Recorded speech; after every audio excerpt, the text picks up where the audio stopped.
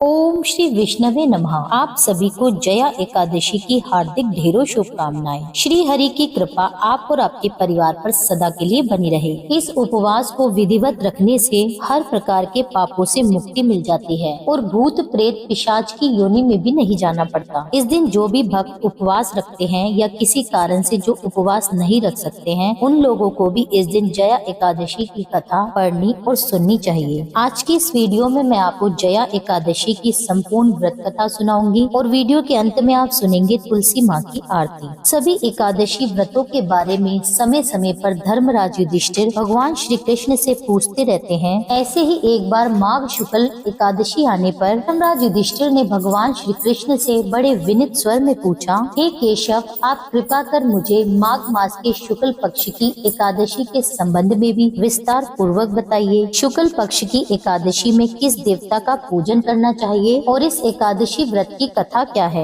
उसके करने से किस फल की प्राप्ति होती है। तब भगवान श्री कृष्ण इस प्रकार कहने लगे, हे धर्मराज, माघ मास के शुक्ल पक्ष की एकादशी को जया एकादशी कहते हैं। इस एकादशी के उपवास से मनुष्य भूत प्रेत पिशाच आदि की योनि से मुक्त हो जाता है। अतः इस एकादशी के उपवास को विधि अनुसार करना चाहिए। अब मैं तुमसे जया एकादशी के व्रत की कथा कहता हूँ, ध्यान पूर्वक श्रवण करो। एक समय देवताओं के राजा देवराज इंद्र नंदन वन में भ्रमण कर रहे थे। चारों तरफ उत्सव का वातावरण था। गंधर्व गीत गा रहे थे और गंधर्व कन्याएं नृत्य कर रही थीं। वहीं पुष्पवती नामक गंधर्व कन्या ने माल्यवान नामक गंधर्व को देखा और उस पर आसक्त होकर अपने हाव भाव से उसे रिझाने का प्रयास करने लगी। माल्यवान भी उस गंधर्व कन्या पर आसक्त होकर अपने गायन का सुरताल भूल गया, जिससे संगीत की लय टूट गई और संगीत का सारा आनंद बेकार हो गया। सभा में उपस्थित सभी देवगणों को यह बहुत बुरा लगा। ये देखकर देवेंद्र भी रुष्ट हो गए। संगीत एक पवित्र साधना है और इस साधना को भ्रष्ट करना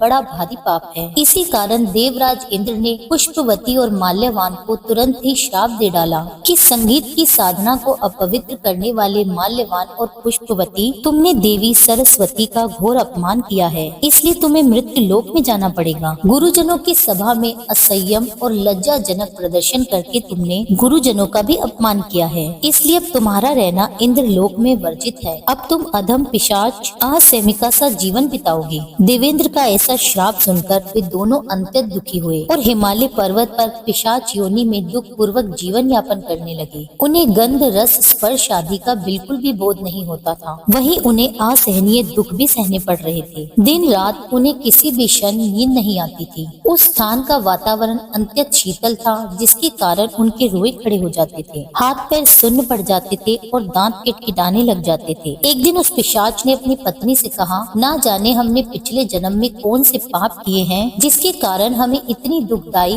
पिशाच योनि प्राप्त हुई है। पिशाच योनि से नरक के दुख सहना कहीं ज्यादा उत्तम होता होगा। इस प्रकार से अनेक विचारों को कहते हुए वे दोनों अपने दिन व्यतीत करने लगे। भगवान की कृपा से एक बार माघ मास के शुक्ल पक्ष की जया एकादशी के दिन इन दोनों पिशाचों ने कुछ भी पूजन नहीं किया और ना ही कोई पाप कर्म किया। उस दिन इन्होंने केवल फल फूल खाकर ही अपना दिन बिताया और महान दुख के साथ पीपल के वृक्ष के नीचे विश्राम करने लगे। उस दिन सूर्य भगवान अस्ताचल को जा रहे थे, अर्थात अस्त हो रहे थे। वह रात उन दोनों ने बड़ी कठिनता से काटी। दूसरे दिन प्रातः काल होते ही प्रभु की कृपा से इन दोनों की पिशाच योनि से मुक्ति हो गई और पुनः अपनी अत्यंत सुंदर अप्सरा और गंधर्व की देह धारण करके तथा सुंदर वस्त्रों और आभूषणों से अलंकृत होकर वे दोनों ही स्वर्ग लोक को चले गए। उस समय आकाश में देवगण और गंधर्व इनकी स्तुति करने लगे। फिर नागलोक में जाकर इन दोनों ने देवेंद्र को दंडवत प्रणाम किया। देवेंद्र को भी इन दोनों के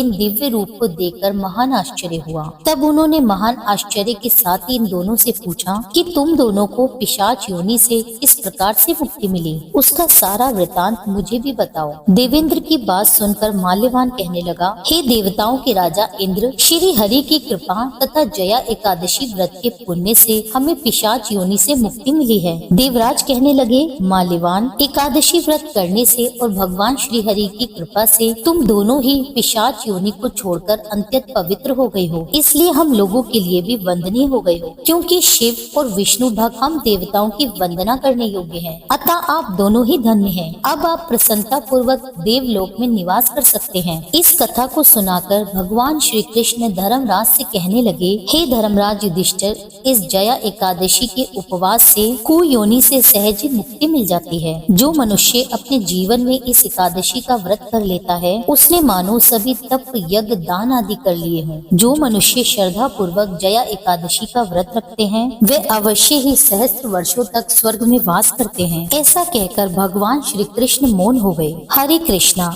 आज की कथा यही संपूर्ण होती है। अब सुनिए श्री तुलसी चालीसा का पाठ। श्री तुलसी महारानी करो विनय सिर नाय, जो मम हो संकट विकट दीजिए मात नशाय।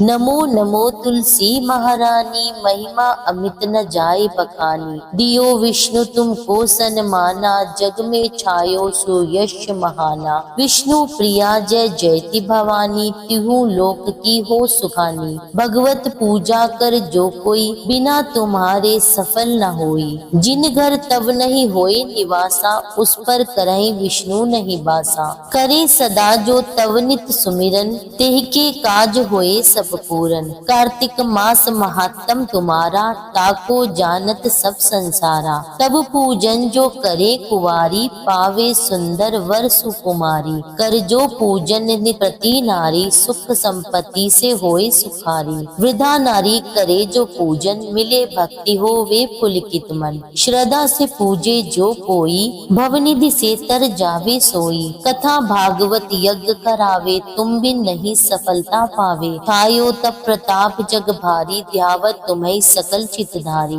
तुम्ही मात यंत्रन तंत्रन, सकल काज सिद्धि होवे क्षण में। औषधि रूप आप हो माता, सब जग में तब यश विख्याता। देव ऋषि मुनि ओ तपधारी, करत सदा तब जय जयकारी। वेद पुराणन तब यश गाया, महिमा अगम पार नहीं पाया। नमो नमो जय जय सुखकारिणी, नमो नमो जय दुख निवारिणी। नमो नमो सुख संपत्ति देनी, नमो नमो अग काटन छेनी। नमो नमो भक्तन दुख हरनी, नमो नमो दुष्टन मद छेनी। नमो नमो भव पार उतारिणी, नमो नमो परलोक सुधारिणी। नमो नमो निज भक्त उबारनी, नमो नमो जन काज सवारिणी। नमो नमो जय कुमति नाशवनी, नमो नमो सुख उपजावनी। जयति जयति जय तुलसी माई, ध्याऊं तुमको शीश नवाई।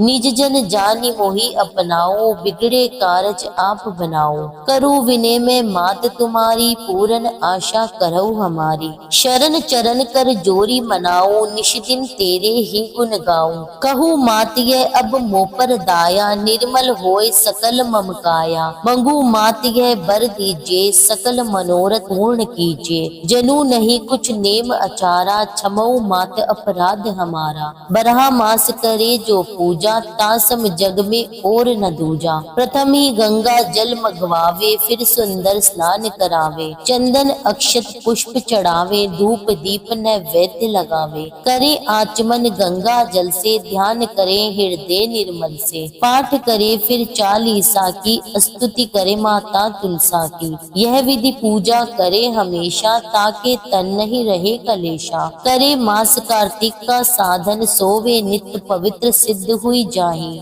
है ये कथा महा सुखदाई, पढ़े सुने जो भव तर जाई। तुलसी मैया तुम कल्याणी, तुमरी महिमा सब जग जानी। भाव न तुझे माँ नित्य नित्य ध्यावे, गा गा कर माँ तुझे रिझावे। यह श्री तुलसी चालीसा पाठ करे जो कोई, गोविंद सोफल पावई जो मन इच्छा होए। अब सुनिए तुलसी जी की आरती। तुलसा महारानी नमो नमो, हरि की पटरानी नमो नमो। कौन से महीने में बोई रानी तुलसा, तो कौन से महीने में हुई हरियाली। नमो नमो तुलसा महारानी, नमो नमो हरि की पटरानी नमो नमो। आषाढ़ के महीने में बोई रानी तुलसा, तो सावन मास में हुई हरियाली। नमो नमो तुलसा महारानी, नमो नमो हरि की पटरानी नमो नमो नमो। कौन से महीने में हुई तेरी पूजा, तो कौन से महीने में हुई पटरानी, नमो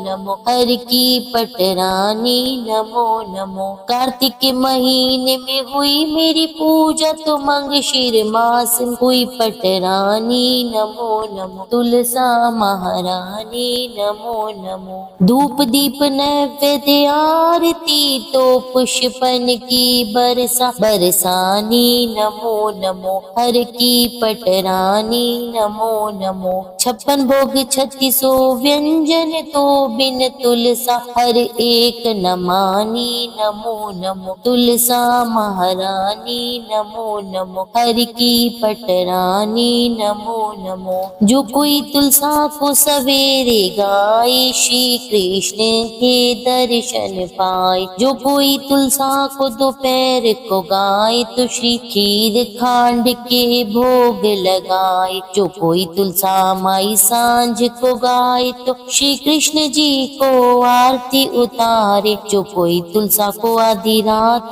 को गाए, तो श्री कृष्ण जी के चरण दबाए, नमो नमो। तुलसा महारानी नमो नमो। हर की पटरानी नमो नमो। तुलसी माता की आरती के साथ आज की यह वीडियो समाप्त होती है। उम्मीद करती हूँ यह वीडियो आपको पसंद आई होगी। कथा अच्छी लगी हो तो आप वीडियो को लाइक कीजिए, इसे अपने फैमिली फ्रेंड्स में शेयर कीजिए। और कल जया एकादशी वाले दिन एकादशी माता व्रत कथा भी आप हमारे चैनल पर सुन सकते हैं, क्योंकि एकादशी वाले दिन एकादशी माता की कथा को भी अवश्य पढ़ना और सुनना चाहिए, जिससे एकादशी माता की कृपा आप और आपके परिवार पर सदा बनी रहती है। मिलती हूँ आपसे एक अगली वीडियो में, जब तक के लिए जय श्री राधे।